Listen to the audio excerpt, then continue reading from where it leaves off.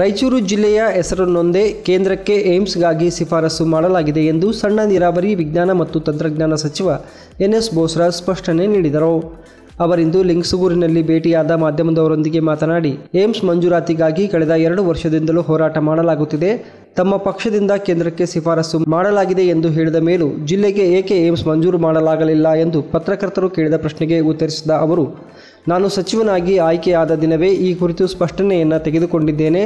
ಬಸವರಾಜ ಬೊಮ್ಮಾಯಿ ಅವರು ಮುಖ್ಯಮಂತ್ರಿಗಳಾಗಿದ್ದಾಗ ಹುಬ್ಬಳ್ಳಿ ಮತ್ತು ಧಾರವಾಡದ ಹೆಸರನ್ನು ಸೂಚಿಸಿದ್ದರು.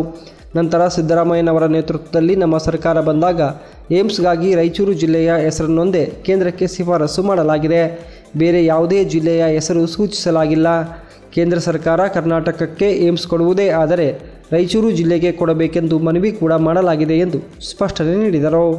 ಬೊಮ್ಮಾಯಿನವರಿದ್ದಾಗ 2020-21ರಲ್ಲಿ ಕೇಂದ್ರ ಸರ್ಕಾರ ಘೋಷಣೆ ಕರ್ನಾಟಕಕ್ಕೆ ಒಂದು ಏಮ್ಸ್ ಕೊಡ್ತಾರೆ ಅಂತ ಮಾಡಿದ ತಕ್ಷಣ ನೆಕ್ಸ್ಟ್ ಬೊಮ್ಮಾಯಿನವರು ಮುಖ್ಯಮಂತ್ರಿಗಳಾದ್ಮೇಲೆ ಒಂದು ಲೆಟರ್ ಬರೆದು ಅದು ಹುಬ್ಬಳ್ಳಿ ಧಾರವಾಡ ಕೊಡಲು ಬರೆದಿದ್ದಾರೆ. ಅದಾದ್ಮೇಲೆ ಮುಂದುವರೆದು ನಮ್ಮ ಗೌರ್ಮೆಂಟ್ ಬಂದು ನಾನು ಮಂತ್ರಿಯಾಗಿ ಅವತ್ತು ಮಧ್ಯಾಹ್ನ ಪ್ರಮಾಣ ಸ್ವೀಕಾರ ಮಾಡಲೆ ಮೆಡಿಕಲ್ ಎಜುಕೇಶನ್ ಸೆಕ್ರೆಟರಿ ಕಳಿಸಿದ್ದೆ.